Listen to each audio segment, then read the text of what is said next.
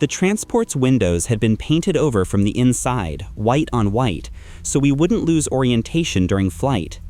Antarctica doesn't have horizons in winter. It's a flat loop of glare where sky and ground melt into the same blindness.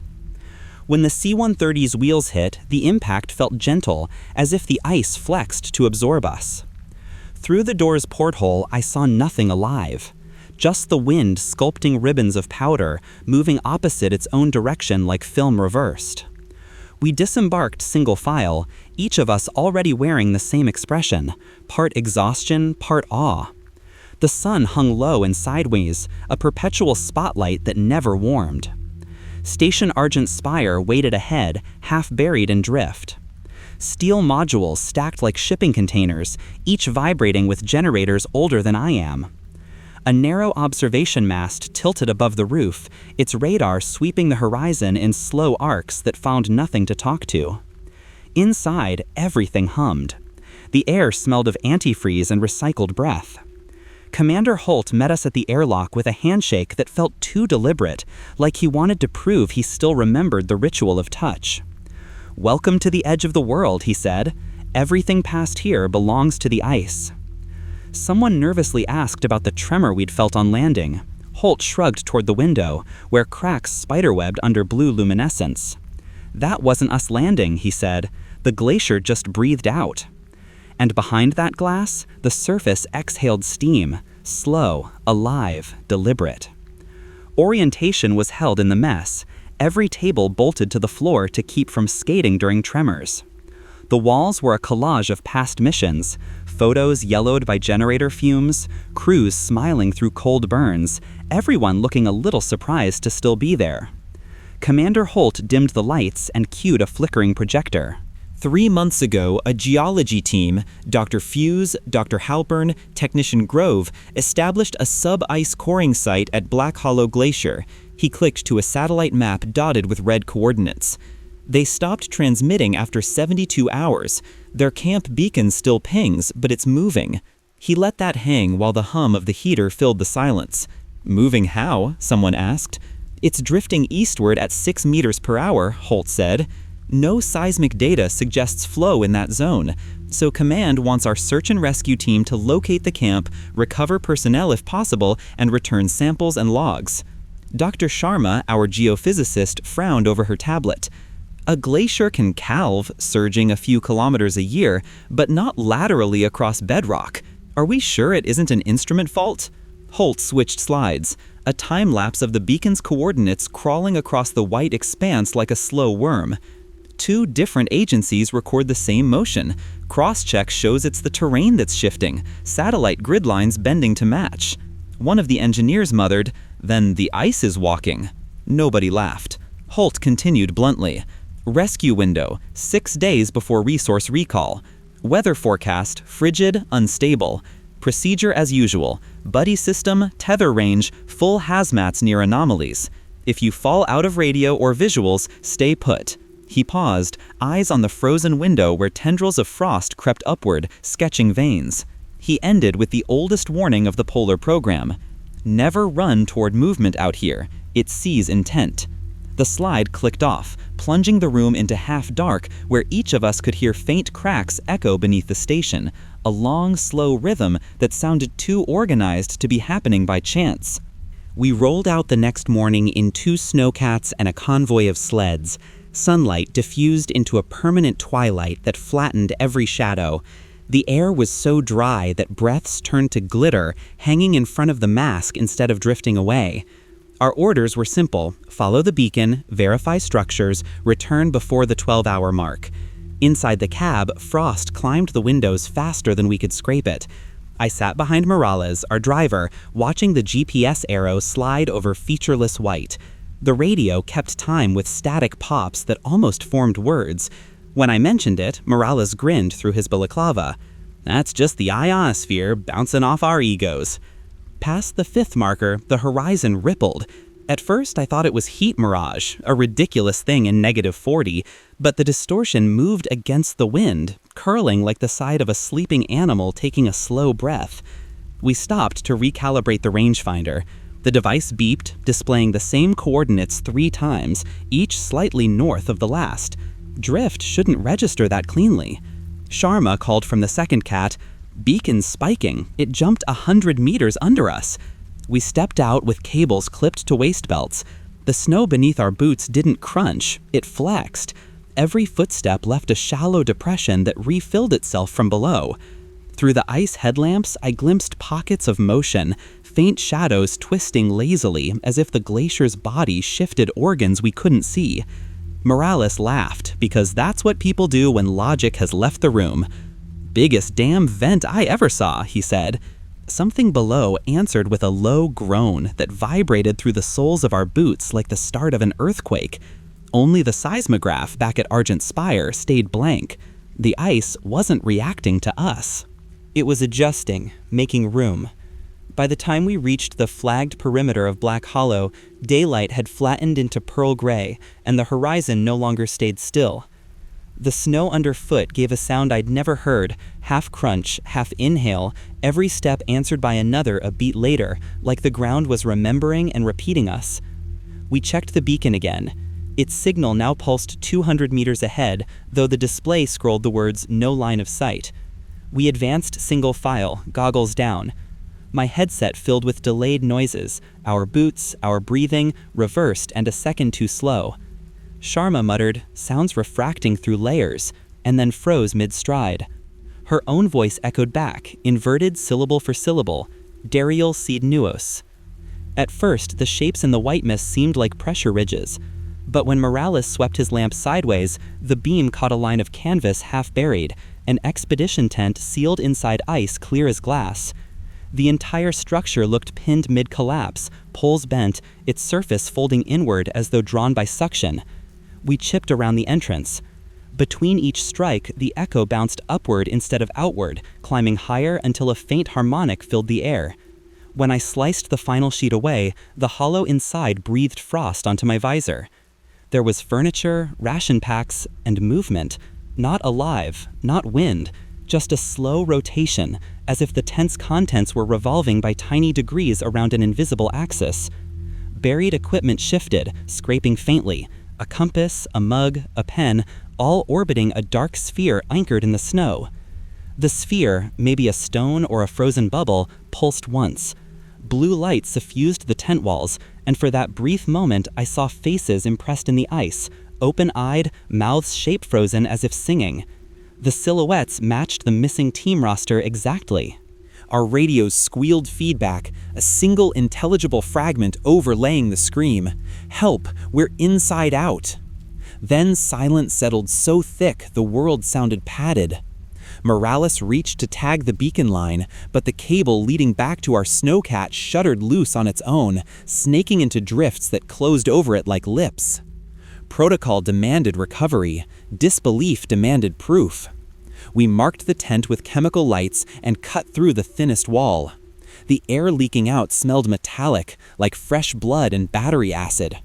Morales went first, kneeling beside what looked like a puddle frozen mid-ripple. The ice there was thinner than glass, transparent enough to show a human shoulder turned upward beneath. We chipped carefully while Sharma ran scanners. The temperature read -20 outside, yet the block's core pulsed at -8, as if something inside resisted freezing completely. Each strike of the chisel rang differently, the tone climbing scale like a note being tuned. When the final sheet fractured, the body shifted on its own. It was Grove, the technician, recognizable only by the red patch on his parka. From the waist down, he was fused into clear ice. From the chest up, flesh looked bleached white, hair still floating as though underwater. Where his lungs should have been lay honey-colored crystals shaped like branching coral. When our headlamps hit them, they resonated again, a faint chime, musical enough to make my stomach knot. We sealed him in a thermal bag, hauled him to the sled.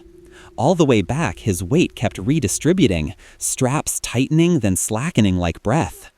At the station, when the bag thawed under the lamps, frost lines crawled across it, forming veins that mapped roughly to fingerprints, his overlapping our own. By morning, the specimen locker recorded a 3-degree temperature increase independent of grid power. Inside, condensation spiraled along the metal walls, turning itself by slow rotation just like the contents of the tent. Commander Holt told us to double seal the room and limit contact. Bodies can trick the mind out here, he said, but his hands shook as he signed the log. On the line next to condition of remains, Sharma added quietly, still adapting. By the third day, the comms room glowed with a sickly blue from all the monitors.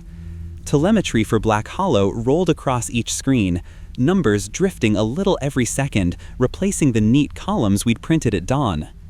The entire glacier, once stable on satellite feed, now tracked east another 8 miles, but had gained elevation in places that should still be depressions. It wasn't sliding along bedrock, it was reforming it. Sharma hunched over the keyboards, muttering formulas I didn't recognize. Mass shouldn't transfer this fast, she said, unless the ice itself is acting as a conveyor. Holt scowled.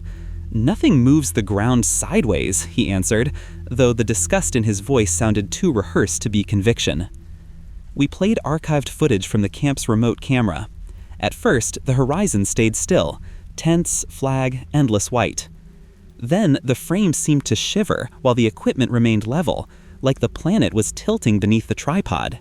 There was no quake, no storm, just landscape rolling forward an inch, then 2, until the ridges walked out of frame. A faint hum accompanied the motion, low enough to feel through the headphones more than hear. At 17 o'clock, our own deck vibrated in sympathy. Every mug in the mess trembled, each vibration lasting exactly 3 heartbeats before stopping. Outside, the frost along the windows crawled upward and melted into droplets that flowed against gravity toward the roof. Holt ordered immediate data transmission to McMurdo. The uplink returned a checksum mismatch every time, final timestamp looping to an earlier minute. According to the computer, we had been resending the same message for 2 hours before any of us hit send. When the motion finally stopped, the GPS beacons flickered, printing a perfect ring of coordinates around Station Argent Spire, a circumference too precise for coincidence. In the center of the ring was a single flashing point marked by automatically generated text, Origin, Subject Grove. Sharma whispered, "Then the glacier's not moving, it's orbiting him." No one could think of a sane reply. Outside, where the horizon used to lie, new ridges rose in deliberate sequence, curling toward us like fingers closing a fist. That night, the station groaned like an animal too large to see. Every few minutes, steel joints popped, the sound rolling through hallways in lazy waves. Holt said it was thermal contraction. Morales said it was the wind negotiating. I stopped arguing when the noises began repeating in a pattern. 3 beats, pause, 3 beats. A rhythm close enough to a pulse that our own hearts tried to sync to it. We suited up and went to check the outer seams of the western wall where the creeks centered. The cold hit like static.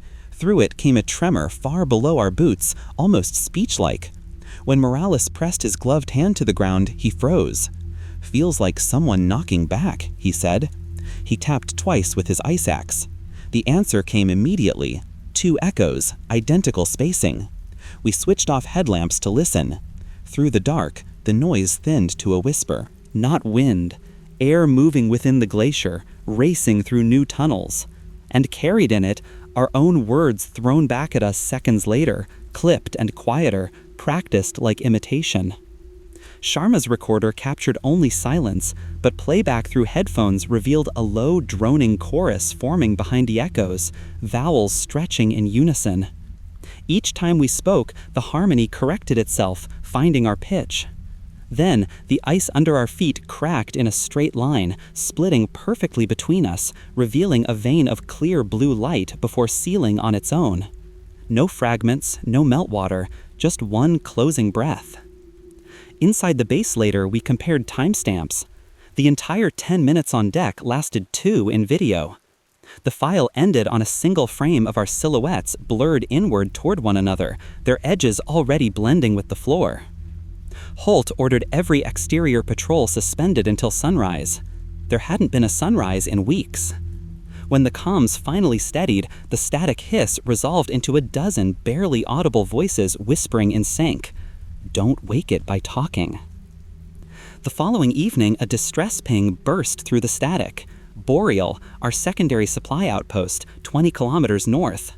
It was supposed to be unmanned, stocked with fuel and rations only. The ping came twice, then again from a new coordinate half a kilometer south, as if the building itself had moved. Holt, Morales, Sharma, and I set out in the snowcats before logic could veto.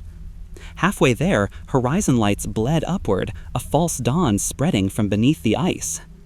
When we crested the ridge, Boreal wasn't where we'd left it. It stood 40 meters closer, the prefabs tilted forward at an impossible angle, their foundations swallowed halfway by rolling drifts now frozen mid-wave. The moment we braked, the ground exhaled. A deep hoof pushed snow aside in a ring. The air glittered with powdered ice caught in galvanic sparks. Something under the surface was flexing, communicating in pressure. "Camera on," Holt ordered. The feed trembled with interference. Structures listed further, stair rails bending as if soft. One storage tank burst, spraying fuel that rolled along the slope until it froze solid midstream. An amber sculpture hanging in motion. Sharma shouted over the wind, "The GPS says we're 10 meters higher than before." That's when the ground moved flat out. Entire sections rose with a slow undulation like the back of a breaching whale. Snow became surf.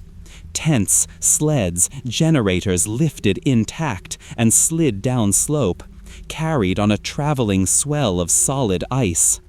Morales floored the throttle, but the treads spun against nothing. They weren't touching ground anymore. Through the windshield, I saw Camp Borel fold in on itself.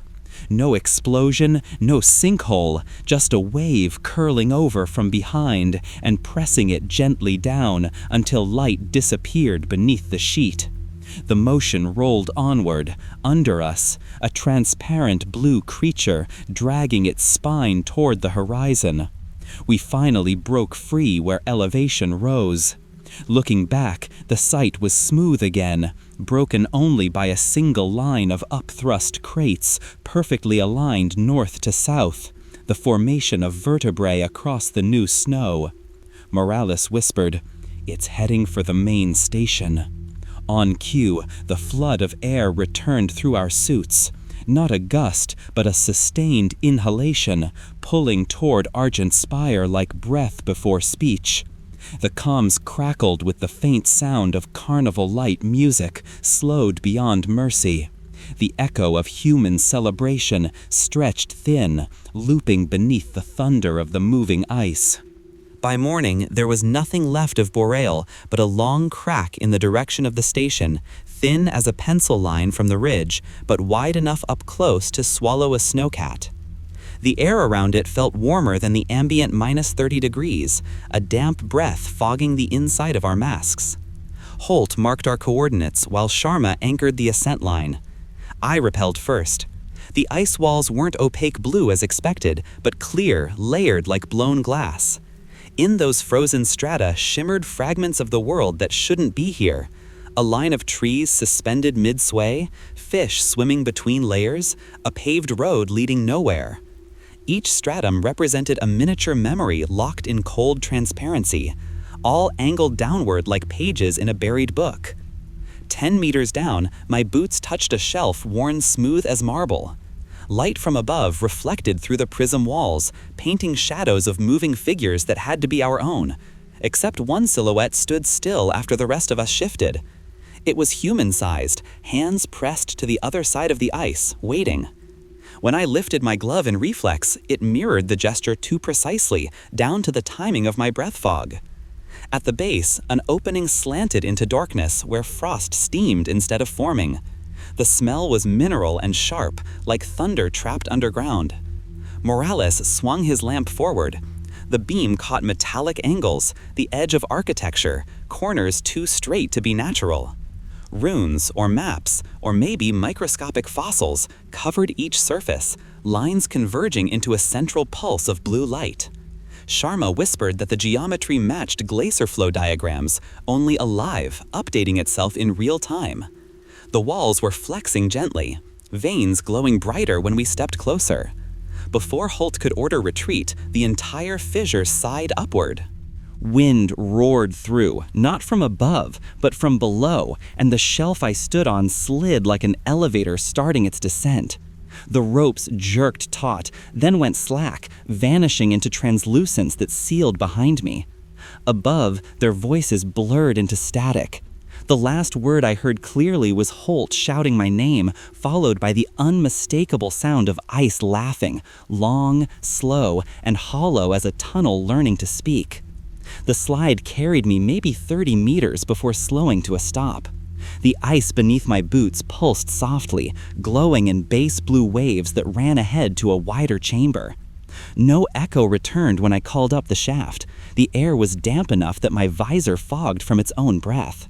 I switched off the lamp to see what light belonged here and realized the walls themselves were moving, not collapse or current, but tide, inhaling and exhaling through mineral translucence.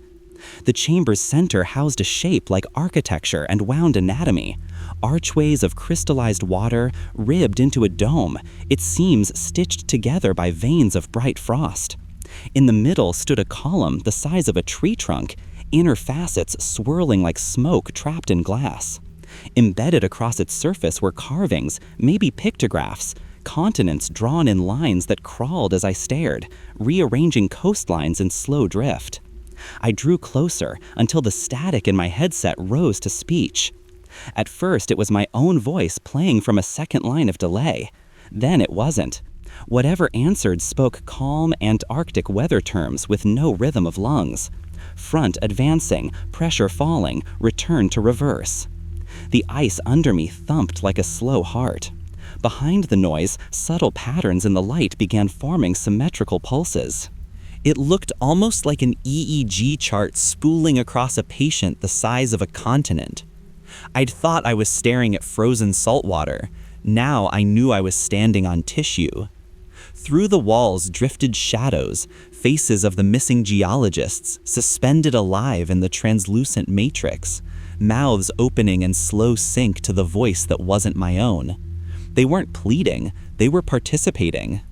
With each syllable, the glow inside them intensified, their outlines stretching downward into the veins of the structure. I felt heat through my boots, the first warmth in weeks, and realized it wasn't external. It came from the ice responding to heartbeat and sound. Then I saw my reflection bend upward from the floor. It smiled a fraction earlier than I did and lifted its hand, palm matching the diagrams carved along the column. The voice returned, overlapping both of us, clear now, patient as instruction.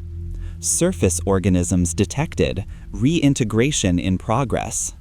The ground tilted, and every line of glowing vein turned to face where I stood, awaiting acknowledgement. When I finally reached Holt on the comms, the words tore out of me like steam.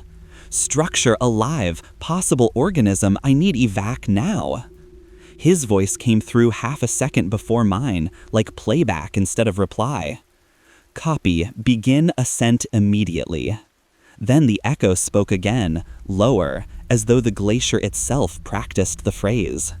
The rope above me jerked once, went slack, and then wound itself upward out of reach.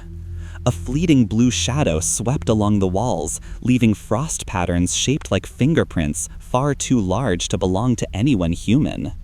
Sharma's transmission bled into the feed.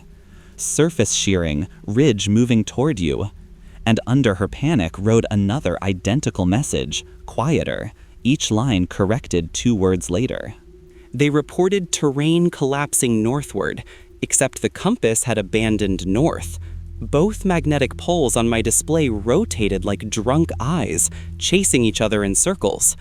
In the distance, the top of the shaft maybe, the light warped into a funnel. Snowcats, equipment, entire sled racks wrenched sideways as if pulled by invisible tide. Whatever intelligence resided under us had decided to close the door. I forced the emergency ascent drone from its housing and sent it climbing. Its uplink showed only fragments of the way out, ceiling plates flexing like gills, shreds of cloth caught in the flow. At the 9th meter, the drone imploded, video feed flattening into a smear of white. For a moment afterward, there was peace, a strange equilibrium of gentle movement. Then came the feeling of gravity reversing. Every surface wanted to roll upward, dragging dust and breath and sense of direction. I ran, one tether line still clipped, toward the faint glow of our spiral cord column, hoping it led somewhere stable.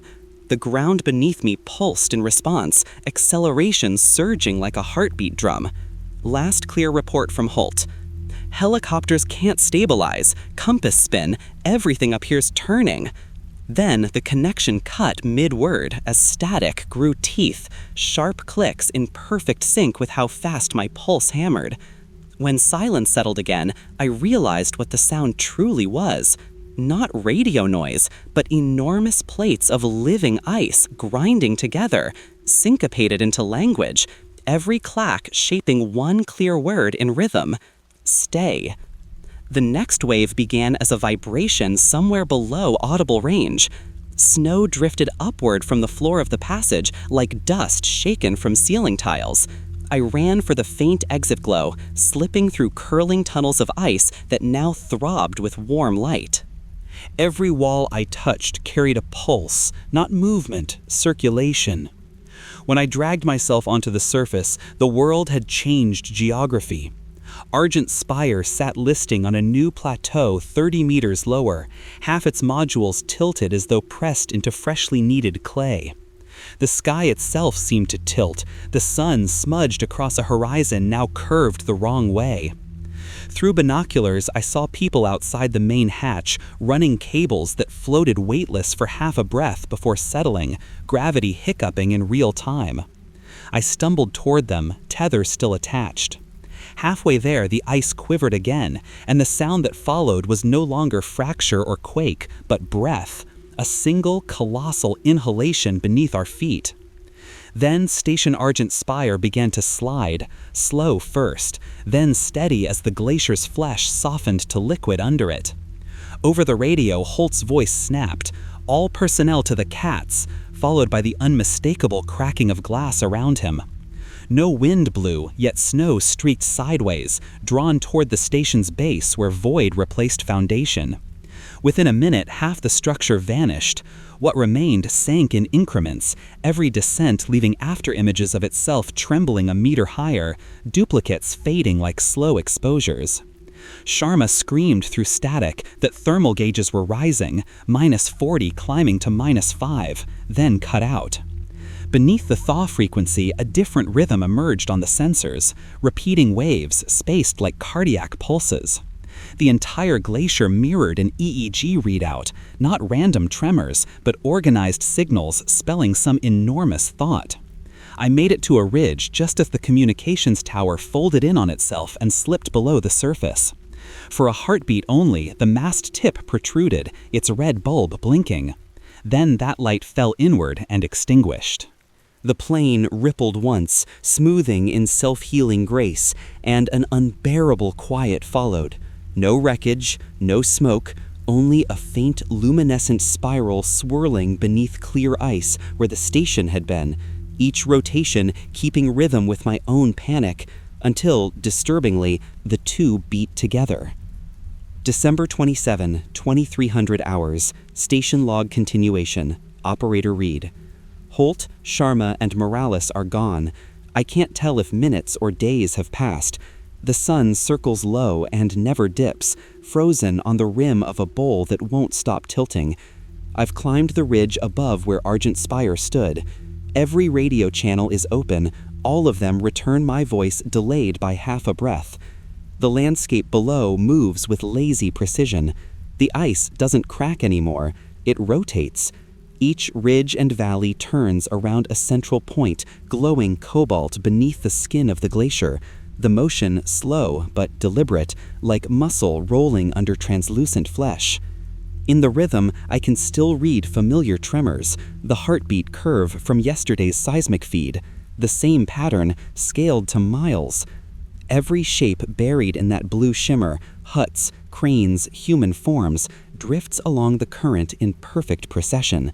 They rise, pause at the crest of the spiral, and sink again, all facing inward as though listening. I transmit continuously, voice shaking, because speaking makes the silence behave. If anyone copies, the ice is self-aware, it's mapping us as circulation, we are arteries now. Static climbs in answer, resolving into breath, then into words I barely manage to write down. Network stable, colonization complete. My suit heater dies. Condensation on the visor crystallizes into familiar lines, coast outlines of Earth inverted. Tiny lights dot the drawing, pulsing where major cities should be. Each pulse syncs with the throb of the glacier below. For one lucid instant I understand, we didn't discover something living in the ice. We woke its memory of motion, and it's continuing the lesson with whatever it absorbed. Signal integrity falling, transmission cutting, light underneath intensifying. Shapes of the lost team walking in that glow, heads tilted as if listening to surface voices through thick glass. I think they hear me. End of line. 6 months after Argent Spire vanished, an automated satellite tagged a new albedo pattern, 300 kilometers wide, curling along the coast of Queen Maud Land. To the untrained eye, it resembles a blooming frost flower. To geologists, it's a spiral identical to the one logged in Reed's final transmission. Each ridge forming the characters AS14, the station's call sign. Salvage teams found only perfectly level ice. Bore scans reported no cavities deeper than 10 meters, no wreckage, no seismic echoes. Sensors dropped below the surface recorded faint rhythmic pressure waves repeating at 20 beats per minute. Someone in the control center joked that Antarctica had a pulse. Nobody laughed. 2 weeks later, air traffic beacons across the southern hemisphere picked up interference shaped like a heartbeat. Each pulse carried compressed telemetry packets, pages of Reed's missing log, data clean as if transmitted seconds ago. Every file contained a final line not in the original record. Maintain motion or assimilation resumes. When the next research icebreaker reached the shelf, crew members reported an impossible sight.